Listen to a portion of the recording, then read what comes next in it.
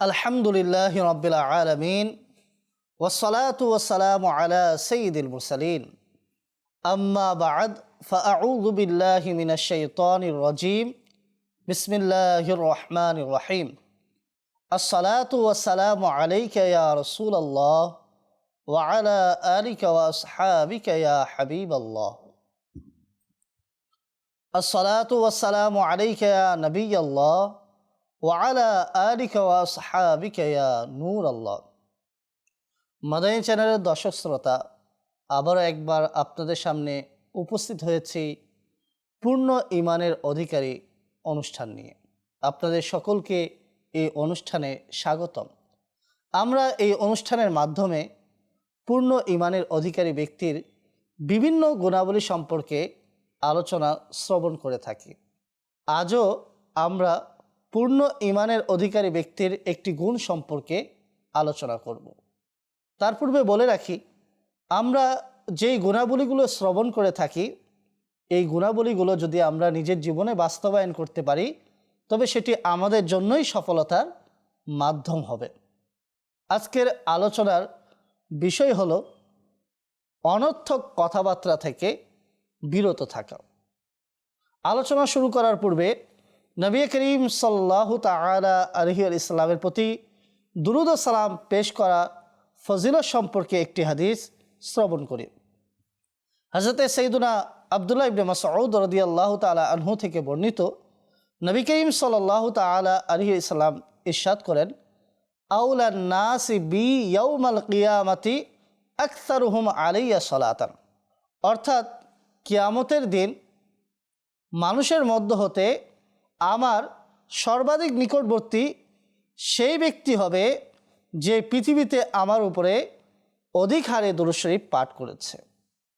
মাদানী চ্যানেলের দর্শক শ্রোতা, বুঝতে পারলাম কিয়ামতের দিন সর্বাধিক শান্তিতে সে থাকবে যে নবী করিম সাল্লাল্লাহু তাআলা আলাইহি ওয়াসাল্লামের সাথে থাকবে। আর নবী করিম সাল্লাল্লাহু তাআলা আলাইহি ওয়াসাল্লামের সঙ্গী হওয়ার জন্য আমাদেরকে রাসূলুল্লাহ সাল্লাল্লাহু আলাইহি ওয়াসাল্লামের উপরে দুরূদ শরীফ পাঠ করতে হবে। সল্লু আলাল হাবিব সাল্লাল্লাহু তাআলা আলা মুহাম্মদ সাল্লাল্লাহু আলাইহি ওয়াসাল্লাম। মাদানী চ্যানেলের দর্শক শ্রোতা, একজন মুসলমানের উচিত এমন কথা কিংবা এমন কাজ না করা যার মাঝে তার কোনো ফায়দা নেই। আর তাছাড়াও সমাজের মধ্যে এমন ব্যক্তিকে মানুষ অপছন্দ করে যারা সর্বদা অনর্থক কথাবার্তা বলে অহেতুক কাজে লিপ্ত থাকে। তাহলে আমরা বুঝতে পারলাম উভয় জগতে যদি আমরা সফলকাম হতে চাই, তাহলে আমাদেরকে এই মন্দ স্বভাব থেকে বিরত থাকতে হবে। আল্লাহ সুবহানাহু ওয়া তাআলা পূর্ণ ঈমানের অধিকারী ব্যক্তির একটি গুণ বয়ান করেছেন, তা হলো বিসমিল্লাহির রহমানির রহিম ওয়াল্লাযীনা হুম আনিল লাগওয়ি মু'রিদুন। এবং যারা অনর্থক কথাবার্তার দিকে দৃষ্টিপাত করে না। কিয়ামতের ময়দানে যে ব্যক্তিরা সফলকাম হবে তাদের একটি গুণ হলো তারা অনর্থক কথাবার্তা থেকে অহেতুক কাজকর্ম থেকে বিরত থাকবে। এই আয়াতের মধ্যে অনর্থক দ্বারা উদ্দেশ্য, লাগো দ্বারা উদ্দেশ্য কি, এই বিষয়ে আল্লামা আহমদ সাবি রহমতুল্লাহি তাআলা আলাইহি বলেন, লাগো দ্বারা উদ্দেশ্য হলো প্রত্যেক এমন কথাবার্তা কিংবা কাজ যা অপছন্দনীয় হোক কিংবা বৈধ হোক, যার মাঝে মুসলমানের দুনিয়াবি কিংবা দিনী ফায়দা নাই। যেমন ঠাট্টা করা, অনর্থক কথাবার্তা বলা, অহেতুক কাজে সময়কে নষ্ট করা, নিজের নফসের চাহিদা পূরণ করা ইত্যাদি ইত্যাদি, যেই কাজসমূহকে আল্লাহ সুবহানাহু ওয়া তাআলা নিষেধ করেছেন।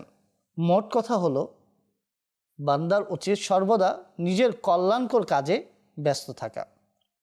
আল্লামা সাবি রহমতুল্লাহি তাআলা আলাইহি এই তাফসিরের মধ্যে যা বয়ান করেছেন তা দ্বারা জানা গেল এখানে সেই মুসলমানের গুণাবলী বয়ান করা হচ্ছে যারা সেই বৈধ কাজ থেকেও বিরত থাকে যার মাঝে কোনো ধরনের ফায়দা নেই।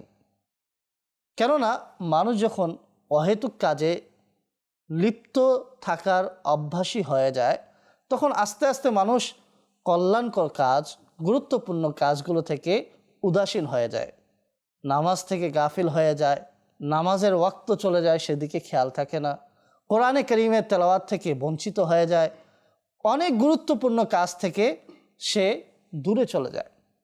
আর যদি আমরা লক্ষ্য করি, বিভিন্ন প্রতিষ্ঠানে বিভিন্নভাবে বিভিন্ন কৌশলে এটা বোঝানো হয় যে টাইম ম্যানেজমেন্টের বিষয়ে, যে নিজের সময়কে বাঁচাও, সময়কে নষ্ট করো না।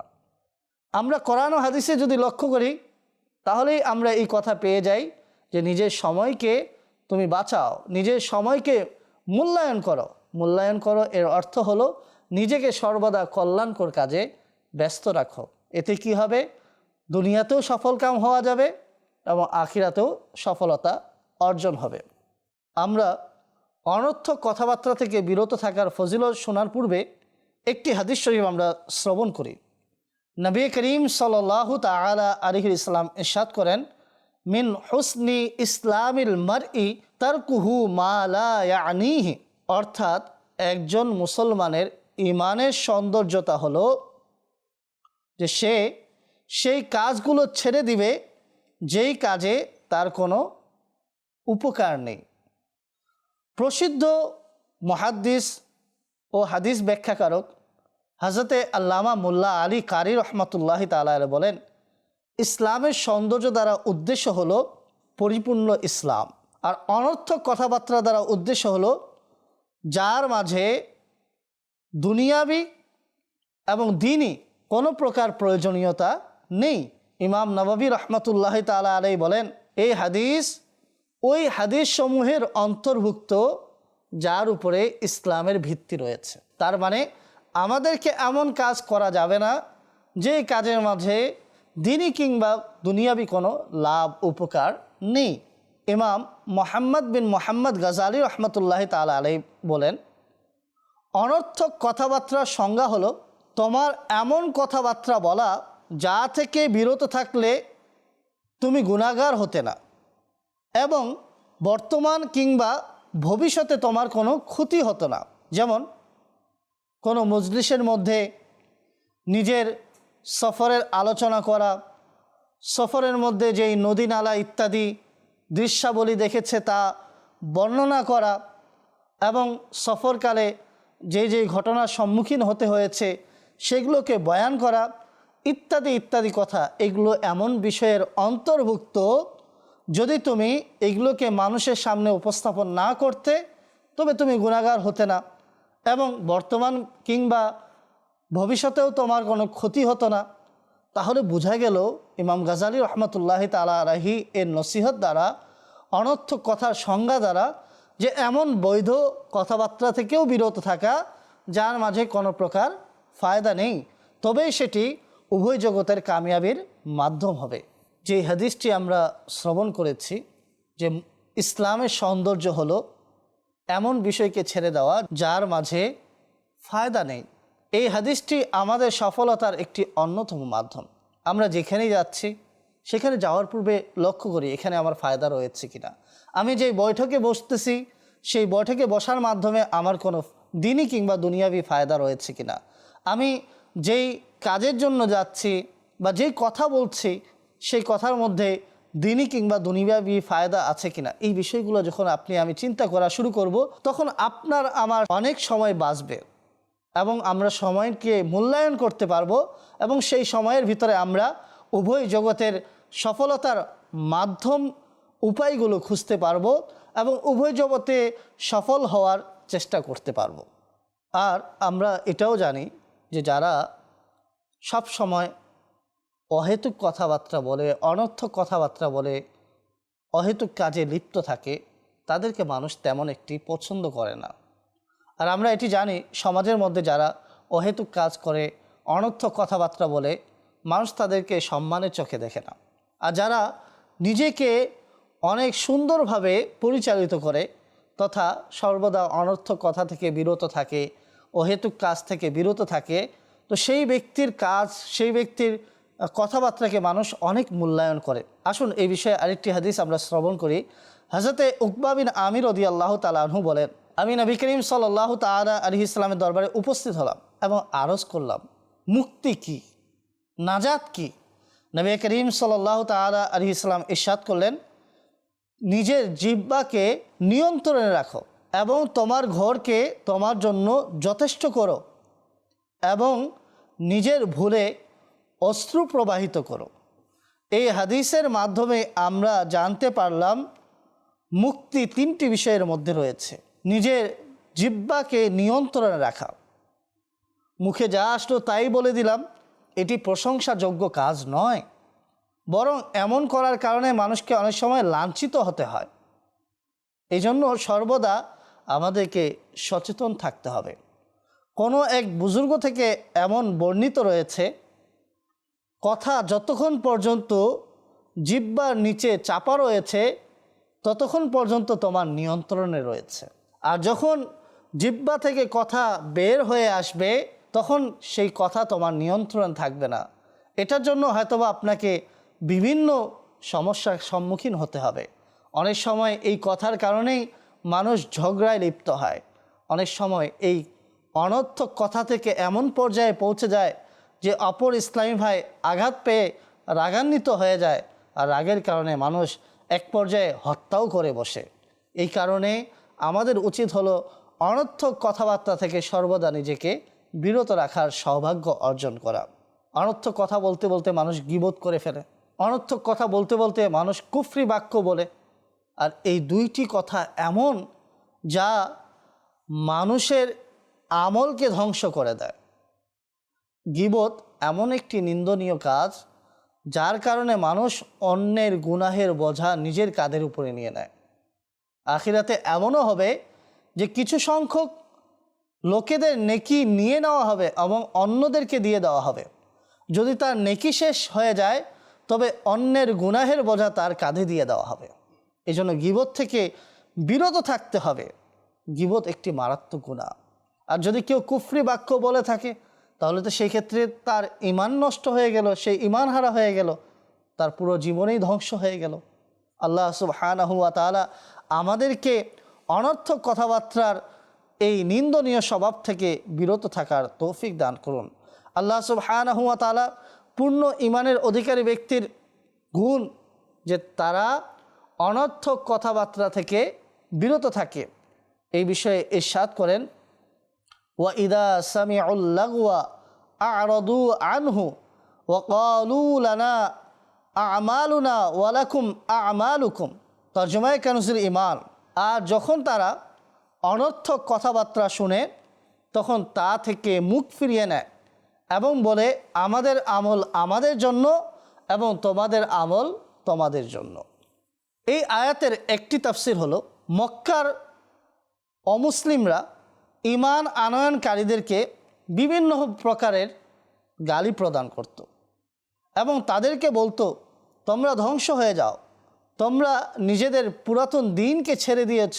তো তাদের এই কাজের ক্ষেত্রে ঈমানদারগণ তাদের থেকে মুখ ফিরিয়ে নিতেন এবং বলতেন যে আমাদের আমল আমাদের জন্য এবং তোমাদের আমল তোমাদের জন্য, সুতরাং তোমাদের জন্য দূর থেকে সালাম, এবং আমরা মূর্খদের সাথে বন্ধুত্ব স্থাপন করি না। আরেকটি তাফসির হলো, অমুসলিমগণ মক্কা মুকাররমার ঈমানদারদেরকে তাদের দিন ছেড়ে দিয়ে ইসলাম গ্রহণ করার কারণে তাদেরকে গালি প্রদান করত এবং তাদেরকে তিরস্কার করত। তো এই ঈমানদারগণ তাদের অনর্থক কথাবার্তা থেকে, অশ্লীল কথাবার্তা থেকে নিজেদেরকে বিরত রাখত এবং গালির জবাব প্রদান করতেন না এবং বলতেন, আমরা মূর্খদের সাথে বন্ধুত্ব স্থাপন করি না। এর মাধ্যমে আমরা এটাই জানতে পারলাম যে যখন কেউ আমাদের সামনে অনর্থক কথাবার্তা বলবে কিংবা অশ্লীল কথাবার্তা বলবে তখন আমাদের উচিত হলো তার থেকে মুখ ফিরিয়ে নেওয়া। হযরত সুফিয়ান সাউরি রহমতুল্লাহি তাআলা আলাইহি বলেন, জিহ্বা দ্বারা এমন কথা উচ্চারণ করো না যাতে মানুষ তোমার দাঁত ভেঙে দেয়। আরেকজন বুজুর্গ রহমতুল্লাহি তাআলা আলাইহি বলেন যে নিজের জিহ্বাকে লাগামহীন ছেড়ে দিও না যাতে সে তোমাকে কোনো ফিতনার মধ্যে ফেলে না দেয়। তো এখান থেকে আমরা বুঝতে পারলাম চিন্তা ভাবনা করা ছাড়া কোনো কথা বলা আমাদের উচিত নয়। গীবত এটি অত্যন্ত নিন্দনীয় কাজ, যা অনর্থক কথাবার্তার মাধ্যমেই হয়ে থাকে। হযরতে হাসান বসরি রহমতুল্লাহ তাআলা আলাইহিকে কেউ জিজ্ঞেস করলেন যে আপনার ব্যাপারে কেউ গীবত করেছে। তখন তিনি কি করলেন, একটি খেজুরে ভর্তি থালা সেই ব্যক্তির জন্য হাদিয়া স্বরূপ পাঠিয়ে দিলেন এবং এটাও বলে পাঠালেন যে তুমি তোমার নেকি আমাকে হাদিয়া করে দিয়েছ, তাই আমি তোমার জন্য এর বিনিময় দেওয়াটাকে ভালো মনে করলাম, সুতরাং খেজুরের এই থালা তোমার সামনে উপস্থাপন করলাম। ইমাম হাসান বসরি রহমতুল্লাহ তাআলা আলাইহি এর এই বাক্যের মধ্যেও নসিহত রয়েছে যে গীবত করার কারণে মানুষ নিজের নেকি অন্যকে দিয়ে দেয়। আল্লাহু আকবার। আল্লাহ সুবহানাহু ওয়া তাআলা আমাদেরকে সর্বদা অনর্থক কথাবার্তা বলা থেকে বিরত থাকার তৌফিক দান করুন। আল্লাহ তাআলার নেক বান্দাগণ, পূর্ণ ঈমানের অধিকারী ব্যক্তিগণ সর্বদা অনর্থক কথাবার্তা থেকে বিরত থাকতেন। হযরতে হাসান বিন সিনান রহমতুল্লাহ তাআলা আলাইহির ব্যাপারে বর্ণিত রয়েছে যে তিনি একটি অট্টালিকার পাশ দিয়ে অতিবাহিত হলেন। তখন তিনি সেই অট্টালিকার মালিককে জিজ্ঞেস করলেন, এই অট্টালিকা তুমি কতদিনে বানিয়েছ? এই প্রশ্ন করার পরে তিনি অনেক বেশি লজ্জিত হলেন এবং নিজের নফসকে উদ্দেশ্য করে বললেন, কথাবার্তা যেই কথার মধ্যে কোনো প্রকার ফায়দা নেই, এমন প্রশ্ন করার মাধ্যমে নিজের মূল্যবান সময়কে নষ্ট করছ। তখন তিনি নিজের নফসকে উদ্দেশ্য করে বললেন, হে নফস, তুমি অনর্থক এবং এমন প্রশ্ন করছো যার মাঝে কোনো ফায়দা নেই, আর এমন প্রশ্নের মাধ্যমে তুমি নিজের মূল্যবান সময়কে নষ্ট করছো। অতঃপর তিনি সেই অনর্থক অহেতুক প্রশ্নের কাফারা স্বরূপ 1 বছরের রোজা রাখলেন। আল্লাহু আকবার। কেমন ছিলেন বুজুর্গানে দ্বীন রহিমাহুমুল্লাহ, যে তারা কথা বলার ক্ষেত্রে কেমন সতর্ক থাকতেন, মুখ দ্বারা যেন কোনো প্রকারের অনর্থক কথা বের না হয় সেদিকে তারা কেমন সচেতন ছিলেন। ভুলক্রমে তাদের দ্বারা যদি অহেতুক কথাবার্তা বের হয়ে যায় তবে সেই ক্ষেত্রে তারা অনেক লজ্জিত হতেন এবং নিজেকে কষ্টের মধ্যে ফেলে দিতেন, অর্থাৎ এর কাফারা স্বরূপ বিভিন্ন ইবাদতে মশগুল হয়ে যেতেন। আল্লাহু আকবার।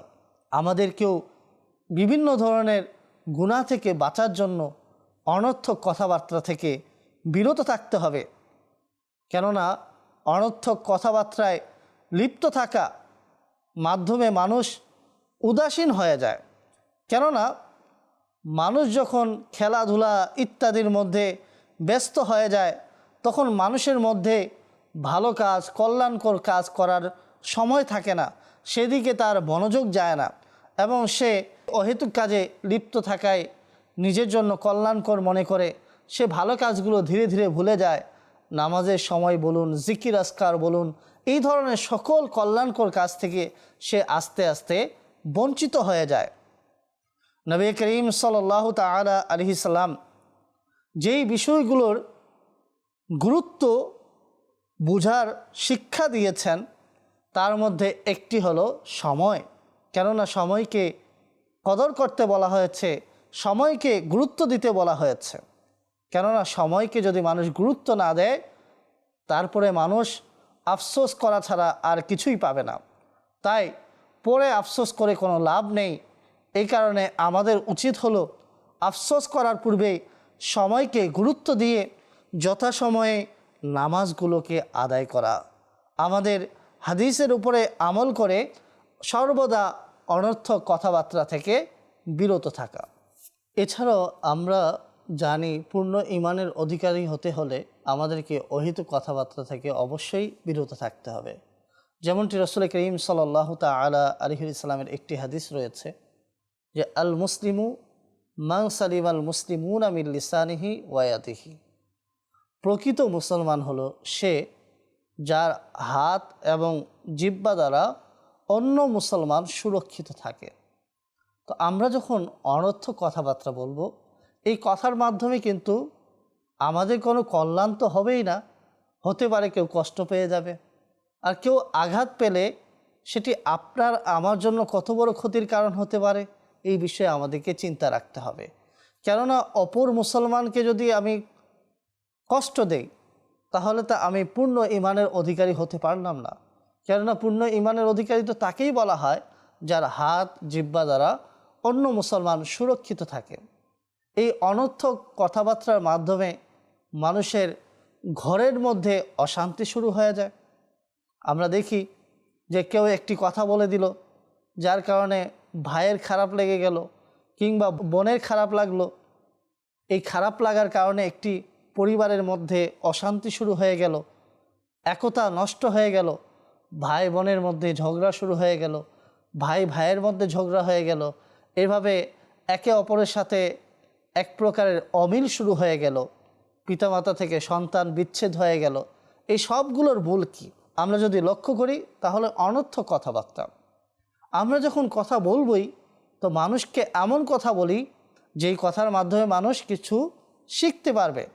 মানুষকে শেখালে কি হবে, এর মাধ্যমে সে যদি নেকির কাজ করে, আপনি আমিও সওয়াব পেয়ে যাব, আপনি আমিও সওয়াবের হকদার হয়ে যাব। আর কল্যাণকর কাজ যখন আমরা করব, মানুষ তো প্রশংসা করবেই, আর ইখলাসের সাথে করলে আখিরাতেও এর প্রতিদান পাওয়া যাবে। আল্লাহ সুবহানাহু ওয়া তাআলাকে রাজি করার জন্য আমরা অনর্থক কথাবার্তা না বলে আল্লাহ তাআলা জিকির করতে পারি সর্বদা। কেননা জিকিরের মধ্যে অন্তরের প্রশান্তি রয়েছে। আমরা আজ অনেকে অশান্ত থাকি, বিভিন্ন কষ্টে থাকি। অনেক সময় দেখা যায় মানুষ নিজের মনের কষ্টকে দূর করার জন্য বন্ধুদের সাথে আড্ডায় বসে অনর্থক কথাবার্তা বলে, এবং সেখানে অনর্থক কথা বলার মাধ্যমে নিজের অন্তরের প্রশান্তি খুঁজে বের করার চেষ্টা করে। কিন্তু বিষয়টা এমন নয়। এটি শয়তানি একটি জাল, শয়তানি একটি কুমন্ত্রণা। সাময়িক সময়ের জন্য আপনি হয়তোবা তৃপ্তি পাবেন, আপনি হয়তোবা আপনার বন্ধুর সাথে একটু হাসি ঠাট্টা করছেন, এর মাধ্যমে সাময়িক সময়ের তৃপ্তি পেতে পারেন, কিন্তু স্থায়ী সমাধান এটি নয়। আপনি যদি অন্তরের প্রশান্তি পেতেই চান, তাহলে আপনাকে কি করতে হবে, আল্লাহ সুবহানাহু ওয়া তাআলা এর জিকির করতে হবে। কেননা বলা হয়েছে যে আলা বিযিক্রিল্লাহি তাতমাইন্নুল কুলুব। তো সুতরাং আমরা যদি প্রশান্তি খুঁজে থাকি, তাহলে আল্লাহ তাআলা জিকির করি, নবী করিম সাল্লাল্লাহু তাআলা আলাইহি ইসলামের প্রতি অধিকারে দুরূদ শরীফ পাঠ করতে পারি, তাহলেই তো আমরা অহেতুক অনর্থক কথাবার্তা থেকে নিজেকে বিরত রাখতে সক্ষম হতে পারবো এবং দুরুদের ফজিলত অর্জন করতে পারবো, এবং আমরা নবী করিম সাল্লাল্লাহু তাআলা আলাইহি ইসলামের প্রকৃত উম্মত হতে পারবো। এইভাবেই যদি আমরা অনর্থক কথাবার্তা না বলে চুপ থেকে আল্লাহ সুবহানাহু ওয়া তাআলাকে স্মরণ করি, আল্লাহ সুবহানাহু ওয়া তাআলা এর সৃষ্টি নিয়ে আমরা চিন্তা ভাবনা করি, আমরা যদি আল্লাহ সুবহানাহু ওয়া তাআলা এর সন্তুষ্টিমূলক কথাবার্তার মধ্যে নিজেকে মগ্ন রাখি, তাহলেই আমরা কল্যাণ পেয়ে যাব। তো আমরা বুঝতে পারলাম বুজুর্গানে দিন রাহিমাহুমুল্লাহ নিজের জিহ্বাকে কতটা নিয়ন্ত্রণে রাখতেন, এবং যারা মুমিন ছিলেন তাদের গুণাবলীর মধ্যে একটি অন্যতম গুণ ছিল নিজেকে অনর্থক কথাবার্তা থেকে বিরত রাখা। মাদানী চ্যানেলের দর্শক শ্রোতা, আমাদের উচিত হলো সকল প্রকার কল্যাণের জন্য, শান্তি স্থাপনের জন্য অনর্থক কথাবার্তা থেকে নিজেকে, নিজের পরিবারকে বিরত রাখার চেষ্টা করা, এবং অহেতুক কাজে লিপ্ত হওয়া থেকে নিজেকে বিরত রাখার চেষ্টা করা। আমরা যা কিছু শ্রবণ করেছি, আল্লাহ সুবহানাহু ওয়া তাআলা আমাদেরকে এর উপরে আমল করা, অন্যের নিকট পৌঁছে দেওয়ার তৌফিক দান করুন। আমিন বিজাহিন নবিয়িল আমিন। ওয়া আখিরু দাওয়ানা আনিল হামদুলিল্লাহি রাব্বিল আলামিন। সল্লু আলাল হাবিব সাল্লাল্লাহু তাআলা আলা মুহাম্মদ সাল্লাল্লাহু আলাইহি ওয়াসাল্লাম।